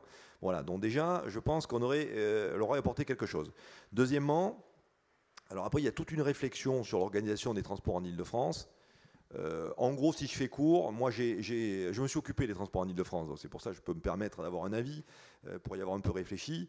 Moi, ce que j'ai proposé aux élus d'Ile-de-France, c'est en gros, scinder le système RER en deux. Parce qu'on est confronté à deux problématiques. Les gens qui sont loin, de type Melun ou même Malesherbes, etc., ils veulent aller vite à Paris quand même, c'est comme ça leur problème. Pour aller vite, il ne faut pas s'arrêter souvent. Voilà, je veux dire, si on fait court, si vous arrêtez souvent, en desserte omnibus, ça ne va pas vite. Donc il faut couper le système RER en deux, avec des trains rapides, roulant à 100 km/h ou 120 km/h, avec 2-3 arrêts dans les nœuds, notamment les endroits où on va se croiser avec les fameuses orbitales. Hein, vous voyez un peu, vous imaginez la toile d'araignée. Voilà, donc 2-3 arrêts pour aller très vite à Paris et s'arrêter dans Paris. Aujourd'hui, les RER, en plus, ils passent dans les tunnels, ils vont du sud au nord de l'Île-de-France. Moralité, le moindre pépin que vous avez au nord se répercute par effet boule de neige au plein sud. Franchement, les gens de Malesherbes, c'est pas leur problème, c'est un problème de train, je sais pas moi, à la Borne-Blanche, hein, dans le Val d'Oise. Hein, c'est pas vraiment leur problème. Voilà, donc je pense déjà qu'il faut penser la géographie différemment des RER. Après, vous avez l'aspect tarifaire. Alors là, c'est un débat en cours. Hein, là encore, moi là-dessus, j'ai pas d'avis d'opérateur. Si j'en ai un quand même, mais on peut avoir un débat de citoyen. Vous savez que c'est le titre unique. Faut-il ou pas introduire le titre unique en région Île-de-France? Alors ça, les gens de la Grande Couronne, ils adoreraient, parce que forcément, au lieu de payer, je sais pas quoi, 200... donc combien ils payent aujourd'hui, Jean-Pierre? Ils n'adoraient pas forcément. Bon, en tout cas, si quand même, baisser leur prix, ils adoreraient quand même. Si, c'est quand même compliqué de dire qu'ils n'adoraient pas. S'ils viennent à Paris, voilà. Voilà. Donc, en tout cas, les quelques-uns qui viennent à Paris, bon, voilà, mademoiselle n'est pas forcément d'accord, donc il y aura un débat intéressant. Donc on voit bien que les gens de la Grande Couronne, quand même, certains d'entre eux en tout cas, aimeraient bien payer moins cher. Voilà, qu'on réduise les écarts, voire même un prix unique. Alors ça, après tout, c'est un débat citoyen. Il faut savoir que ça coûte quand même, hein, parce que du coup, l'usager paie encore moins le coût du transport, donc il y a un delta. Ce delta doit être apporté en argent public. Donc on en revient quand même à des débats citoyens et politiques que les élus doivent trancher. Hein, cet argent, est-ce qu'on le met là ou est-ce qu'on le met à rénover les rames du RER, hein, vous voyez, c'est pas évident de répondre. Hein. Et puis deuxièmement, en tant qu'opérateur, c'est pour ça que j'ai commencé à dire qu'il faut travailler sur le schéma d'offre, parce que si par un prix plus bas, on me génère plus d'usagers, au jour d'aujourd'hui, je ne sais pas où les mettre. Donc il faut d'abord, il faut faire marcher les deux à la fois, quoi.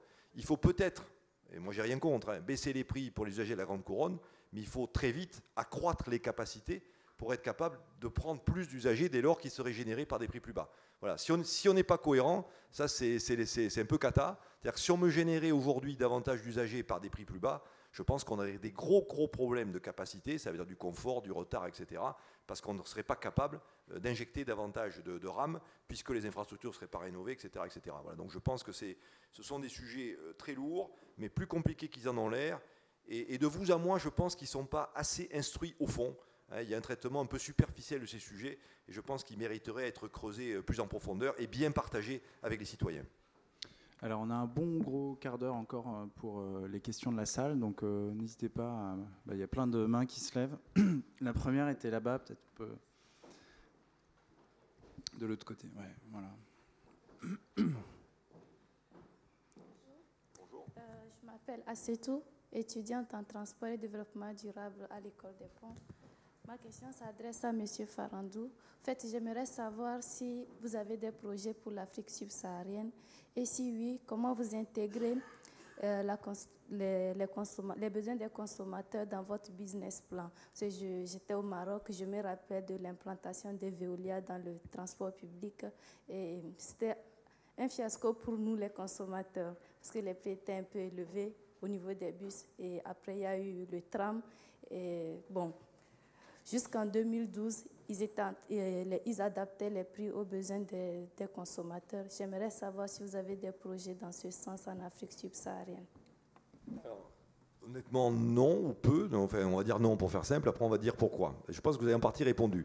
Alors là, je vais assumer que je suis une entreprise, moi. Moi, je suis une entreprise, donc une entreprise, elle veut gagner sa vie quand même. Hein. On n'est pas philanthrope, on a beau être à capital public, etc. On est quand même une entreprise. Donc vous avez parlé de business model ou de business plan, vous avez entièrement raison. Et donc aujourd'hui, on a été échaudés nous-mêmes par quelques expériences, pas en Afrique subsaharienne, mais en Afrique du Nord, où on n'a pas réussi à trouver l'équation. C'est-à-dire qu'on a eu des problèmes. D'abord, c'était pas simple. Hein, la conduite de projet a été compliquée. Et deuxièmement, en termes économiques, on a eu des gros problèmes. Je pense d'ailleurs à, je ne sais pas si c'était pas des trams au début, à Rabat, vous avez cité le Maroc, où on s'est fait complètement cannibaliser par des taxis locaux. C'est-à-dire qu'en France, quand vous avez une ligne de tram, vous êtes protégé. C'est-à-dire, généralement, vous avez l'exclusivité, vous avez le monopole du transport sur la ligne. En tout cas, en Afrique du Nord, je ne sais pas comment c'est en Afrique subsaharienne, tout le monde peut s'installer avec un rickshaw, un taxi local. Et comme leur prix était beaucoup plus bas, ils nous vidaient complètement les trams. Donc on avait un beau tram qui coûtait très cher, parce que qu'on le veuille ou non, ça coûte cher. Mais c'était un fiasco commercial et donc business, parce que les usagers, ils n'étaient pas dans nos trams, ils étaient dans les taxis locaux. Voilà, donc ça, bon, c'est compliqué. Donc c'est vrai qu'à ce stade, ça nous a un peu refroidi. Sur l'Afrique subsaharienne, pourquoi pas? Je pense que là, il faut être ouvert. Mais on cherchera à rentrer dans des projets financés par la Banque mondiale, par exemple.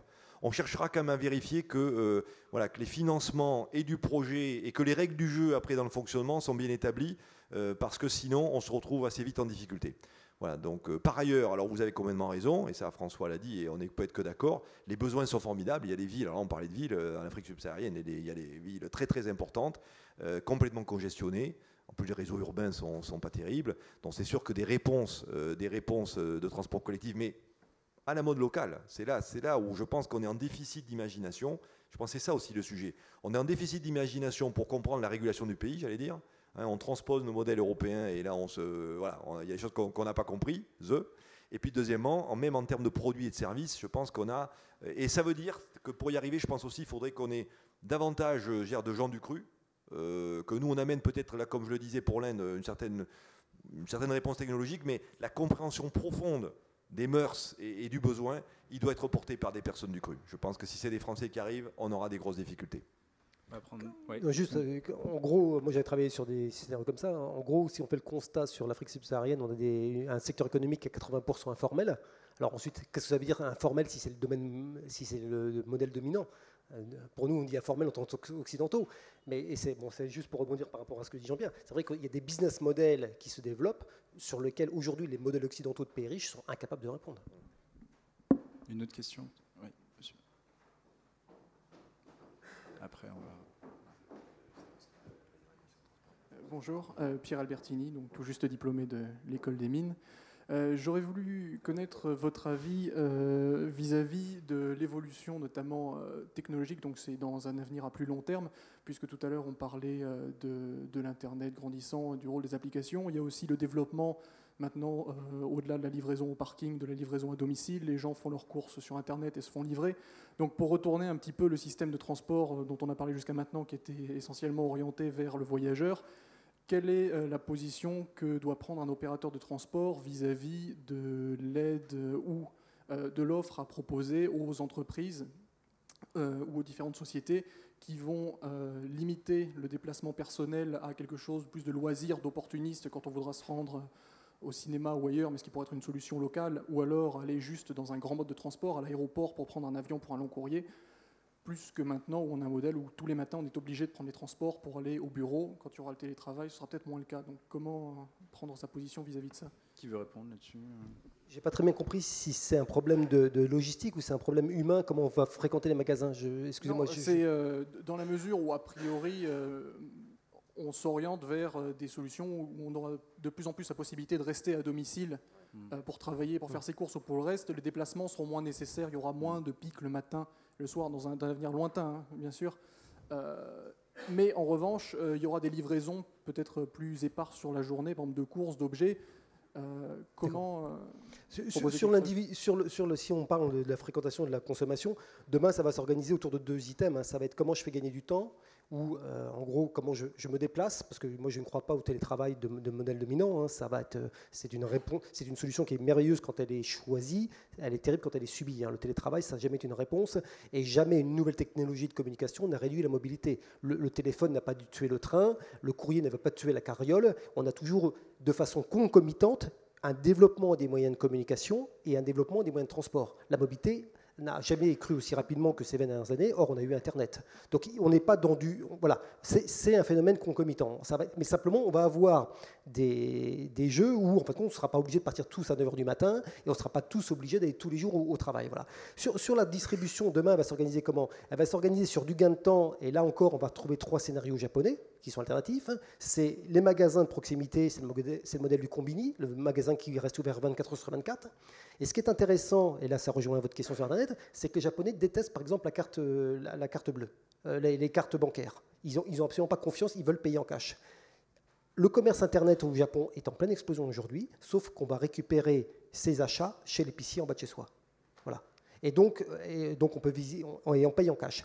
Donc ça c'est la proximité, c'est le combini. Ensuite c'est le lieu de transit, c'est-à-dire c'est pas moi qui vais au magasin, c'est le magasin qui vient à moi. Donc c'est les gares, les stations de métro, tout ce qu'on veut. Et le troisième c'est le téléphone que vous avez dans votre poche, c'est le M-Mobile. Voilà. Donc ça va être le modèle dominant, et ça rejoint ce que je disais tout à l'heure. C'est pour ça qu'aujourd'hui les gens de la grande distribution ne vont plus aux États-Unis et vont plutôt au Japon. C'est là que ça s'invente en ce moment là-dessus. Et de l'autre côté, là je vous rejoins, en effet, il va y avoir des monstres de commerce, mais qui ne vont plus vendre des produits, mais qui vont vendre des univers et qui vont vendre des imaginaires. On le voit, alors si on continue sur le Japon, par exemple, l'un des plus beaux centres commerciaux moi, que j'ai jamais visité au Japon, c'est à Osaka, c'est Namba Park. C'est quoi? Le constat du commerce d'un promoteur japonais aujourd'hui, c'est de dire les produits que je vends dans mon centre commercial, ils vont être trouvables partout. Qu'est-ce qui va justifier que je me déplace? On prend comme une ville Osaka, il manque quoi? Il manque de la verdure. Il fait un jardin, au-dessus de la gare d'ailleurs, qui ressemble à un jardin avec des cours d'apiculture. Enfin, c'est le Luxembourg, voilà. Et je vends un jardin. C'est-à-dire que je deviens un lieu de destination sur un imaginaire, sur une offre loisir, et pas sur une offre produit. Voilà. Et alors, vous avez des choses comme ça. En Afrique du Sud, c'est le contraire. C'est pas le contraire. En Afrique du Sud, c'est des gated communities réservées majoritairement aux blancs riches. C'est-à-dire, en gros, comme je ne peux plus marcher dans Jobourg, eh ben, je fais un centre commercial qui va faire une fausse ville à l'italienne dans laquelle je pourrais marcher. C'est-à-dire que l'enjeu de demain du centre commercial périphérique, ça ne va pas être tellement le produit, parce que les produits, on les trouvera partout. Ça va être des imaginaires et comment je raconte ça et comment j'y vais. Et là encore, on n'a pas encore forcément des réponses. Ça va tâtonner. Après, sur l'histoire de logistique, je suis notoirement incompétent sur le sujet, donc je ne vais pas répondre. Je crois que monsieur avait une question, l'expert de l'Île-de-France. Oui. Normalement, ça marche. Ouais. Bien. Non, alors, ça serait plutôt par rapport à ce qu'ont dit les deux intervenants, des rebondissements. Ils ont parlé de libérer la voie. C'est Jean-Pierre Farandou qui a parlé de ça. On a un bon exemple mondial, c'est la capitale de Corée. Il y avait une autoroute sur 8 voies, sur une vieille rivière complètement polluée. Il y a un type un peu farfelu qui a dit, tiens, si je faisais un boulevard urbain avec 2 voies réservées au transport en commun, des pistes cyclables, je fais réapparaître la rivière, qu'est-ce que ça va faire? Il l'a fait, il a été élu, le maire de la ville, et maintenant il est président de la Corée.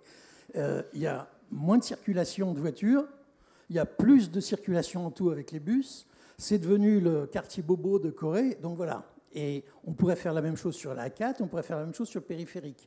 C'est-à-dire qu'on peut s'ouvrir des perspectives pour autre chose que des voitures entassées.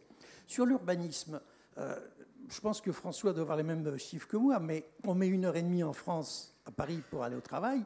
En Afrique, il y en a qui mettent 3 heures. Et en Asie, c'est des fois 4-5 heures à pied pour aller, ils se lèvent à 1h du matin pour aller travailler.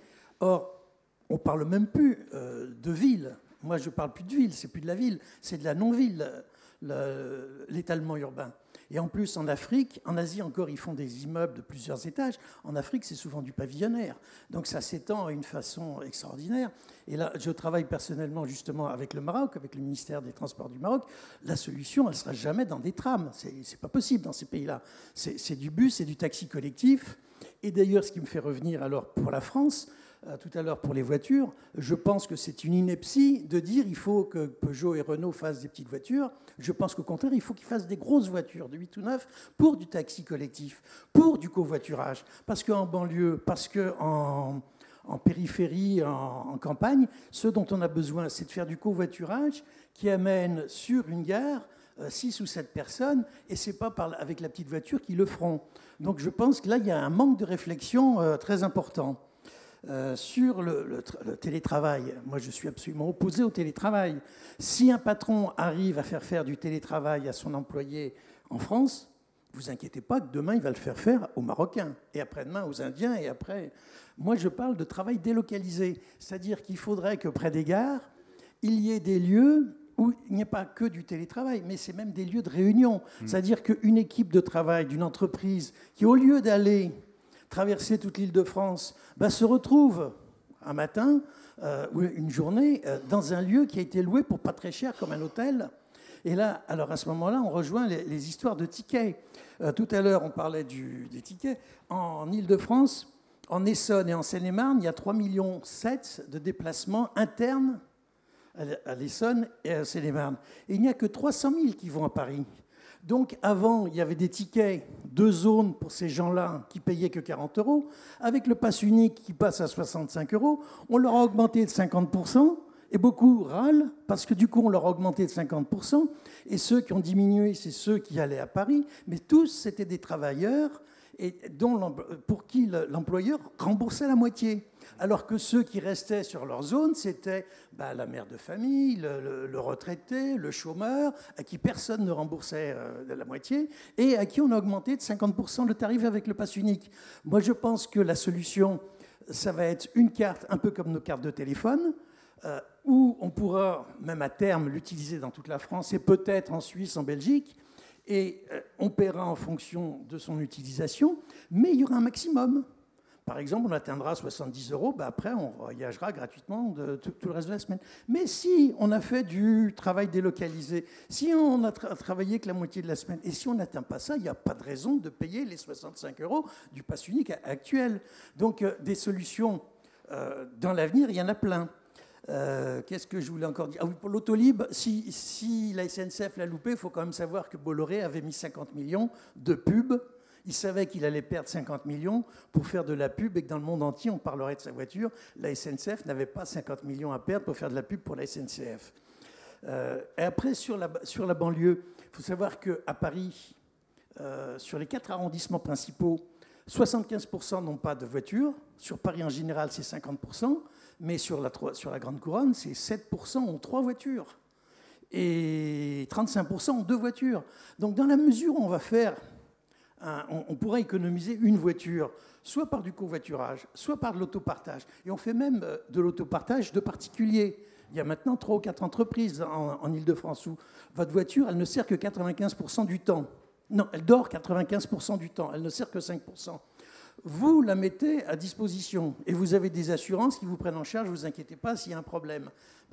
Comme ça économise une partie de votre voiture. Et vous faites du covoiturage comme il y en a sur l'autoroute qui va à Lyon vers Fontainebleau, où il y a un parking, et après les gens prennent la même voiture ou le même car, comme il y a à Brie-sur-Forge. Il y a à Brie-sur-Forge, sur l'autre autoroute, il y a une station sur l'autoroute où on s'arrête, et après il y a un bus qui prend le relais. Donc les solutions, elles vont se faire petit à petit, mais voilà, de toute façon, moi je pense qu'il y aura encore des voitures dans 20-30 ans. D'abord, les voitures qu'on achète aujourd'hui, les gens les auront encore dans 20 ans. Ils ne vont pas les revendre. Donc il faut trouver des solutions de partage, comme c'est le titre là, des solutions de partage entre nous pour l'avenir. Peut-être un dernier mot de nos... Sur les TGV, j'ai encore une dernière chose. On est parti là, on ne l'arrête plus là. Ouais, non, mais parce que Jean-Pierre a dit il ne faut pas qu'ils atteignent 350. Moi, je pense qu'ils ne doivent même pas dépasser 250. Entre 280 et 350, la consommation d'énergie d'un TGV entre 280 et 350, c'est du simple au double. Et quand vous êtes dans un TGV qui va très vite, vous avez du mal à travailler, alors qu'il faudrait un TGV avec des vrais espaces de rencontre, de travail, pas que du télétravail, mais de rencontre même. Et là, vous pouvez passer 1 heure de plus, une demi-heure de plus. Si vous avez gagné une matinée, ça vaut le coup. Une dernière réponse d'un de nos intervenants. Après, on va être obligé de libérer la salle. Non ? Un dernier mot ? Un dernier. C'est conclusion. Conclusion. Ah oui, bah alors, non, mais c'est tout. Enfin, je pense que ce qui est intéressant dans ces débats transport, c'est qu'ils sont très larges. Hein, vous avez vu qu'ils sont très larges. Le sujet transport, bien sûr, il est complètement connecté à des sujets sociologiques, culturels, urbanisme, aménagement du territoire, développement des différents pays. Donc c'est un sujet passionnant. Je crois qu'il faut être humble. Enfin, j'espère que voilà, nous on est pourtant des praticiens, mais on est loin de dire qu'on a la vérité révélée. Et je pense qu'il faut beaucoup discuter. C'est une thématique qu'on n'a pas eue. Et n'oublions jamais d'associer les populations concernées. Je pense qu'elles sont aussi porteurs de bon sens. C'est elles qui connaissent leurs besoins. Et je pense qu'il faut à la fois voir loin, écouter François qui nous amène à voir loin, mais voir local aussi. Et c'est cette capacité à faire cette synthèse entre le long terme, le court terme, le macro et le micro qui nous fera trouver ensemble les meilleures solutions. Ben merci à François et à Jean-Pierre, parce qu'on peut les applaudir. Merci d'avoir joué le jeu de la prospective. Je pense qu'on a une vision un peu plus précise de ce qui nous attend pour 2020. Voilà.